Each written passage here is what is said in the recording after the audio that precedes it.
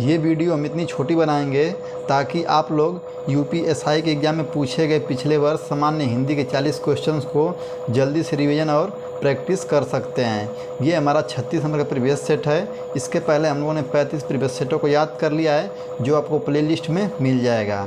ये पेपर हमारे एग्ज़ाम में 15/11/2021 को फर्स्ट शिफ्ट में पूछा गया था। तो आइए यूपीएसआई दरवा के सामान्य हिंदी के हम पहले क्वेश्चंस को याद करते हैं। इसका पहला क्वेश्चन दिया गया है, आचार्य भरत ने रसों की संख्या कितनी मानी है। क्वेश्चन नंबर 1 है, आचार्य भरत ने रसों की संख्या कितनी मानी है। तो क्वेश्चन नंबर 1 का हम लोग का विकल्प दिया है 7, 6, 9, 8। तो क्वेश्चन नंबर 1 का सही आंसर आप लोग को बताना है कौन सा सही आंसर होगा। तो क्वेश्चन नंबर 1 का हम लोग का सही आंसर हो जाएगा 4th 8। कितने हो जाएंगे? 8 हो जाएंगे। क्वेश्चन नंबर 1 का हम लोग का 4th विकल्प सही हो जाएगा। क्वेश्चन नंबर 2 हम लोग देखते हैं, इनमें से किताब शब्द क्या है। इनमें से किताब शब्द क्या है। तो क्वेश्चन नंबर 2 का हम लोग का विकल्प है तत्सम, विदेशज, देशज, तत्भव। तो क्वेश्चन नंबर 2 का हम लोग का सही आंसर हो जाएगा दूसरा, देशज शब्द है। कौन सा शब्द है? देशज शब्द है। क्वेश्चन नंबर 3 हम लोग देखते हैं, हिंदी में विदेशी भाषाओं से आए उपसर्ग क्या कहलाते हैं। हिंदी में विदेशी भाषाओं से आए उपसर्ग क्या कहलाते हैं। तो क्वेश्चन नंबर 3 का विकल्प है प्रत्यय, आगत उपसर्ग, अव्यय, निपात। तो क्वेश्चन नंबर 3 का हम लोग का सही आंसर हो जाएगा दूसरा, आगत उपसर्ग। क्वेश्चन नंबर 3 हम लोग का दूसरा विकल्प सही हो जाएगा। अगर आपको वीडियो अच्छा लगता हो तो वीडियो को लाइक ज़रूर कर दीजिएगा, और हमारे चैनल पर नए हैं तो चैनल को सब्सक्राइब कर लीजिएगा। क्वेश्चन नंबर 4 हम देखते हैं, किसी वस्तु को प्राप्त करने की तीव्र इच्छा के लिए उपयुक्त शब्द में इनमें से कौन सा होगा। तो क्वेश्चन नंबर 4 का हम लोग का विकल्प है अपेक्षा, अभिलाषा, अपेक्षित, अरसिक। तो क्वेश्चन नंबर 4 का हम लोग का सही आंसर हो जाएगा दूसरा, अभिलाषा। उसे हम क्या कहते हैं? अभिलाषा कहते हैं। क्वेश्चन नंबर 5 हम लोग देखते हैं, इनमें से विस्मयादिबोधक चिन्ह कौन सा है। तो क्वेश्चन नंबर 5 का हम लोग का सही आंसर कौन सा हो जाएगा? दूसरा। दूसरा हम लोग का आंसर सही हो जाएगा, विस्मयादिबोधक ये वाला होता है। क्वेश्चन नंबर 6 हम लोग देखते हैं, निम्नलिखित में से कौन सी पुस्तक विजय तेंदुलकर की रचना नहीं है। विजय तेंदुलकर की रचना नहीं है पूछा है। तो क्वेश्चन नंबर 6 का हम लोग का सही आंसर कौन सा हो जाएगा? फर्स्ट, नेफा की एक शाम। नेफा की एक शाम जो है ये विजय तेंदुलकर की रचना नहीं है। क्वेश्चन नंबर 6 का हम लोग का पहला विकल्प सही हो जाएगा। क्वेश्चन नंबर 7 हम लोग देखते हैं, काट होना मुहावरे का इनमें से क्या अर्थ है। काट होना का मुहावरे का अर्थ क्या होगा, ये आप लोगों से पूछा है। तो क्वेश्चन नंबर 7 का हम लोग का सही आंसर हो जाएगा 4th, स्तब्ध होना। क्या हो जाएगा? स्तब्ध होना, या शांत हो जाना, एकदम शौक में चले जाना। क्वेश्चन नंबर 8 हम लोग देखते हैं, क्वेश्चन नंबर 8 हम लोग का दिया गया है, इनमें से कौन सा शब्द संयोग का विपरार्थक है। तो संयोग का विलोम क्या होता है? वियोग होता है। आप लोग को पता होगा।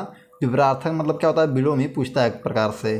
तो क्वेश्चन नंबर 8 का हम लोग का तीसरा विकल्प सही हो जाएगा। क्वेश्चन नंबर 8 का हम लोग का तीसरा विकल्प सही हो जाएगा।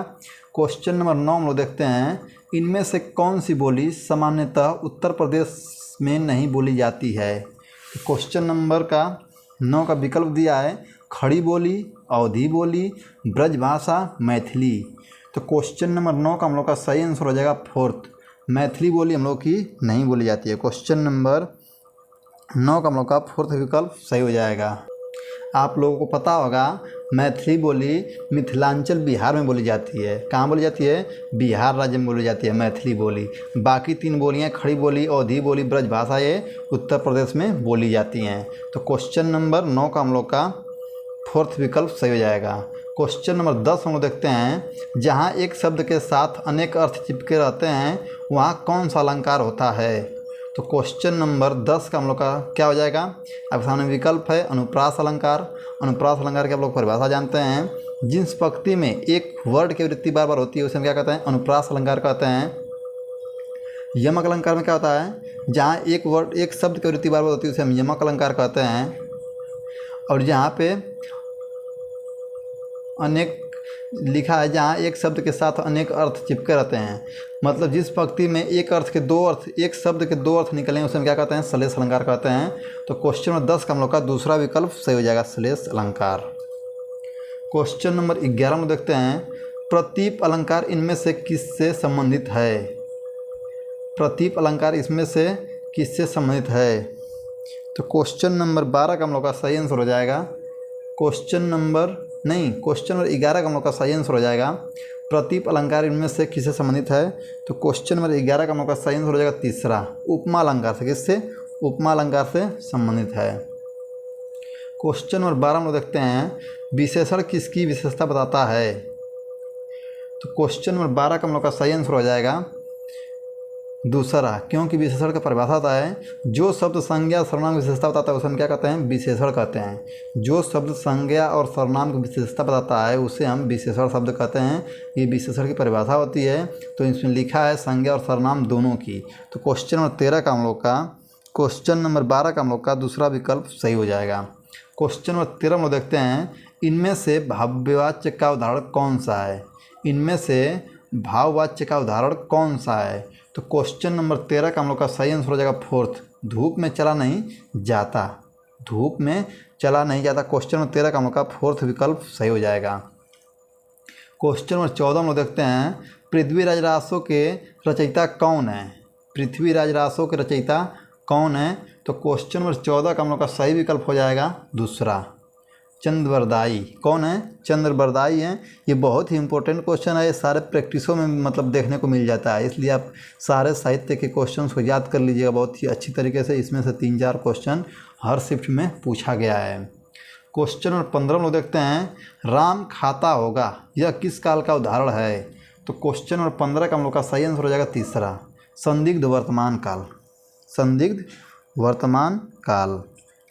क्वेश्चन नंबर 16 में देखते हैं, चित्रा मुदगल को उनकी किस कृति के लिए साहित्य अकादमी पुरस्कार से पुरस्कृत किया गया? तो क्वेश्चन नंबर 16 का हम लोग का सही आंसर हो जाएगा तीसरा। क्या हो जाएगा? तीसरा हो जाएगा। जो यहाँ पे दिया गया है विकल्प आप लोग देख लीजिए। क्वेश्चन नंबर 16 का हम लोग का तीसरा विकल्प सही हो जाएगा। Post box number 203 Nala Sopara. Question number 17 में देखते हैं, ब्रज भाषा इनमें से किस रूप में सर्वाधिक प्रसिद्ध है? तो क्वेश्चन नंबर 17 का हम लोग का सही आंसर हो जाएगा फर्स्ट, काव्य भाषा के रूप में। किस में? काव्य भाषा के रूप में। क्वेश्चन नंबर 18 में देखते हैं, चोर उठ भागा यह वाक्य किस क्रिया का उदाहरण है? तो क्वेश्चन नंबर 18 का हम लोग का सही आंसर हो जाएगा तीसरा, पूर्वकालिक क्रिया। किसका? पूर्वकालिक क्रिया का उदाहरण है। क्वेश्चन नंबर 19 में देखते हैं, हम ताजमहल देखने जाएंगे इनमें कौन सा सर्वनाम है? तो क्वेश्चन नंबर 19 का हम लोग का दूसरा विकल्प सही जाएगा, पुरुषवाचक सर्वनाम। क्वेश्चन नंबर 20 में देखते हैं, सुई और तागे के बीच में कविता किस रचनाकार की है? सुई और तागे के बीच में कविता किस रचनाकार की है? तो क्वेश्चन नंबर 20 का हम लोग का सही आंसर हो जाएगा दूसरा, केदारनाथ सिंह की। किसकी रचना है? केदारनाथ सिंह की ये रचना है। क्वेश्चन नंबर 21 में देखते हैं, इनमें से किस शब्द का प्रयोग हमेशा बहुवचन में होता है? तो क्वेश्चन नंबर 21 का हम लोग का सही विकल्प हो जाएगा फर्स्ट, होठ का। किसका? होठ का। क्वेश्चन नंबर 22 में देखते हैं, अरे तुम आ गए इसमें अरे के बाद कौन सा चिन्ह प्रयोग किया गया है? तो क्वेश्चन नंबर 22 का हम लोग का सही हो जाएगा विस्मयादि बोधक चिन्ह। कौन सा? विस्मयादि बोधक चिन्ह। क्वेश्चन नंबर 22 का हम लोग का पहला विकल्प सही हो जाएगा। क्वेश्चन नंबर 23 हम लोग देखते हैं, इनमें से शुद्ध शब्द कौन सा है? तो क्वेश्चन नंबर 23 का हम लोग का फोर्थ विकल्प सही हो जाएगा, राष्ट्रीय। राष्ट्रीय इनमें से सही है। क्वेश्चन नंबर 23 का हम लोग का फोर्थ विकल्प सही हो जाएगा। क्वेश्चन नंबर 24 हम देखते हैं, रस के कितने अव्यय हैं? तो क्वेश्चन नंबर 24 का हम लोग का सही आंसर हो जाएगा, क्वेश्चन नंबर 24 हम लोग का सही आंसर हो जाएगा फोर्थ, 4। कितने अव्यय हैं? 4 अव्यय हैं। क्वेश्चन नंबर 25 हम देखते हैं, इनमें से कौन सा शब्द घर का पर्यायवाची नहीं है? तो क्वेश्चन नंबर 25 का हम लोग का सही आंसर हो जाएगा तीसरा, प्रवास। कौन सा? प्रवास। क्वेश्चन नंबर 26 हम लोग देखते हैं, हरी घास पर क्षण भर कविता संग्रह के रचनाकार निम्नलिखित में से कौन है? तो क्वेश्चन नंबर 26 का हम लोग का सही आंसर हो जाएगा दूसरा, अज्ञेय जी हैं। कौन है? अज्ञेय जी हैं। क्वेश्चन नंबर 27 हम लोग देखते हैं, इनमें से किस शब्द का एक अर्थ ऐतराज भी है? तो क्वेश्चन नंबर 27 का हम लोग का सही आंसर हो जाएगा तीसरा, आपत्ति। क्या हो जाएगा? आपत्ति। क्वेश्चन नंबर 27 हम लोग का तीसरा विकल्प सही जाएगा। क्वेश्चन नंबर 28, 29, 30 हम लोग का पैसे दिया है। क्वेश्चन नंबर 31 हम लोग देखते हैं अब। बतरस लालच लाल की, मुरलीधरी लुकाई, यह पंक्ति किसकी है? तो क्वेश्चन नंबर 31 का हम लोग का सही आंसर हो जाएगा फोर्थ, बिहारी की। किसकी है? ये बिहारी की कृति है। क्वेश्चन नंबर 31 का हम लोग का फोर्थ विकल्प सही हो जाएगा। क्वेश्चन नंबर 32 हम लोग देखते हैं। कृत और तद्धित इनमें से किसके भेद हैं? कृत और तद्धित इनमें से किसके भेद हैं? तो क्वेश्चन नंबर 32 का हम लोग का सही आंसर हो जाएगा तीसरा, प्रत्यय के। किसके भेद हैं? ये प्रत्यय के भेद होते हैं। कृत और तद्धित किसके भेद होते हैं? प्रत्यय के भेद होते हैं। क्वेश्चन नंबर 33 हम लोग देखते हैं। घनाक्षरी कौन सा छंद है? घनाक्षरी कौन सा छंद है? तो क्वेश्चन नंबर 33 का हम लोग का सही विकल्प हो जाएगा दूसरा, वर्णिक छंद है। कौन सा छंद? ये वर्णिक छंद है। क्वेश्चन नंबर 34 हम लोग देखते हैं। रोला और उल्लाला से मिलकर कौन सा छंद बनता है? तो क्वेश्चन नंबर 34 का बहुत ही इंपॉर्टेंट और बहुत ही अच्छा क्वेश्चन है, इसको आप लोग याद कर लीजिए। क्वेश्चन नंबर 34 का हम लोग का दूसरा विकल्प सही हो जाएगा छपैया। क्या हो जाएगा? छपैया हो जाएगा। क्वेश्चन नंबर 34 का हम लोग का दूसरा विकल्प सही हो जाएगा। क्वेश्चन नंबर 35 हम लोग देखते हैं अब। पवनासन, पवनासन में कौन सा समास है? तो क्वेश्चन नंबर 35 का हम लोग का विकल्प दिया है कर्मधारय समास, बहुब्रीहि समास, द्वंद्व समास, अव्ययीभाव समास। तो क्वेश्चन नंबर 35 का हम लोग का सही विकल्प हो जाएगा दूसरा, इसमें बहुब्रीहि समास है। क्वेश्चन नंबर 35 का हम लोग का दूसरा विकल्प सही हो जाएगा। क्वेश्चन नंबर 36 हम लोग देख लेते हैं अब। इनमें से किसे अपभ्रंश का वाल्मीकि कहा जाता है?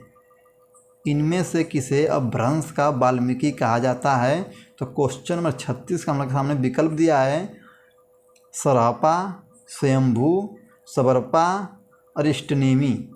तो क्वेश्चन नंबर 36 का सही आंसर आप लोग बताइए कौन सा सही हो जाएगा। तो क्वेश्चन नंबर 36 का हम लोग का तीसरा विकल्प सही हो जाएगा स्वयंभू को। किसको कहा जाता है? स्वयंभू को अपभ्रंश का वाल्मीकि कहा जाता है। क्वेश्चन नंबर 36 का हम लोग का तीसरा विकल्प सही हो जाएगा। क्वेश्चन नंबर 37 हम लोग देखते हैं। इनमें से खड़ी बोली हिंदी के पहले कवि कौन हैं? इनमें से खड़ी बोली हिंदी के पहले कवि कौन है? बहुत ही इंपॉर्टेंट क्वेश्चन है, आप लोग इसको याद रखिए। विकल्प में दिया है अमीर खुसरो, सरहपा दिया है, स्वयंभू दिया है और भारतेंदु हरिश्चंद्र जी का नाम दिया है। तो क्वेश्चन नंबर 37 का हम लोग का सही विकल्प हो जाएगा अमीर खुसरो। कौन थे वो? अमीर खुसरो थे, जो खड़ी बोली के सबसे पहले कवि थे। तो क्वेश्चन नंबर 37 का हम लोग का पहला विकल्प सही हो जाएगा। क्वेश्चन नंबर 38 हम लोग देख लेते हैं अब। जिस स्वर के उच्चारण में दो मात्राएं लगती हैं उसे क्या कहते हैं? क्वेश्चन नंबर 38 हम लोग का दिया गया है। जिस स्वर के उच्चारण में दो मात्राएं लगती हैं उसे हम क्या कहते हैं? तो विकल्प है संयुक्त स्वर, मूल स्वर, गुरु स्वर, लघु स्वर। तो क्वेश्चन नंबर 38 का हम लोग का सही विकल्प हो जाएगा तीसरा, गुरु स्वर। उसे हम क्या कहते हैं? गुरु स्वर कहते हैं। क्वेश्चन नंबर 39 हम लोग देखते हैं। जिसके पास कुछ भी ना हो वाक्यांश के लिए इनमें से कौन सा एक शब्द उपयुक्त है? तो क्वेश्चन नंबर 39 का हम लोग का विकल्प है आकुंचन, किंचित, अलभ्य, अकिंचन। तो क्वेश्चन नंबर 39 का हम लोग का सही विकल्प हो जाएगा दूसरा, उसे हम क्या कहते हैं? अकिंचित कहते हैं, अकिंचित। क्वेश्चन नंबर 39 का हम लोग का दूसरा विकल्प सही हो जाएगा। क्वेश्चन नंबर 40 हम लोग देखते हैं। इनमें से खड़ी बोली की प्रथम महाकाव्य कौन सा है? इनमें से खड़ी बोली का प्रथम महाकाव्य कौन सा है? तो क्वेश्चन नंबर 40 का हम लोग का दूसरा विकल्प सही हो जाएगा प्रिय प्रवास। कौन सा है? प्रिय प्रवास है। क्वेश्चन नंबर 40 का हम लोग का दूसरा विकल्प सही हो जाएगा। ये रहा आप लोगों का यूपीएसआई के एग्जाम में पूछे गए सामान्य हिंदी के 40 क्वेश्चंस को, जो आप 40 क्वेश्चंस को मात्र 15 मिनट के अंदर ही रिवीजन कर सकते हैं। अगर आपको लगता है कि मेरे द्वारा बताया गया आंसर गलत है तो आपको मैं सामने आंसर दिखा देता हूं, जो आप यहां से मिला सकते हैं। ये रहा आपके सामने आंसर 40 क्वेश्चंस के।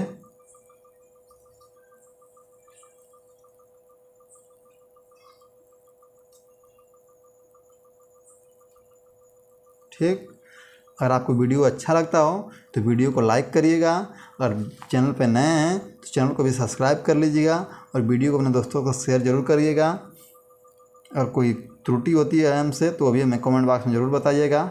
मिलते हैं हम लोग अगले नेक्स्ट क्लास में। तब तक के लिए आप अपने एग्ज़ाम की तैयारी को बहुत ही बेहतर तरीके से करिए। जो लोग ग्रुप डी का फॉर्म डाल चुके हैं उन लोगों के लिए खुशखबरी है, क्योंकि ग्रुप डी का एग्ज़ाम डेट आ गया है। उसकी भी आप लोग तैयारी अच्छे से करिए। 17 नवंबर से ग्रुप डी का एग्ज़ाम होगा, उसका भी आप लोग एग्ज़ाम की तैयारी अच्छे से करिए। आप लोगों का तो बस हिंदी अलग होगा, क्योंकि मैथ रीजनिंग जीके जीएस तो उसमें भी पूछेगा, और math reasoning GK GS UPSI में भी पूछेगा। और अलग कुछ होगा तो क्या हो जाएगा, बस यूपीएसआई में हिंदी हो जाएगा। तो आप लोग सबसे पहले आप लोग मैथ जीके जीएस और रीजनिंग को तैयार करिए, हिंदी को छोड़ दीजिए। हिंदी को आप लोग यूपीएसआई के एग्ज़ाम के कुछ समय पहले आप लोग तैयार करिएगा। तब तक के लिए हम लोग मिलते हैं नेक्स्ट क्लास में। अपना ख्याल रखिए, स्टडी अच्छे से करिए। जय हिंद, जय भारत।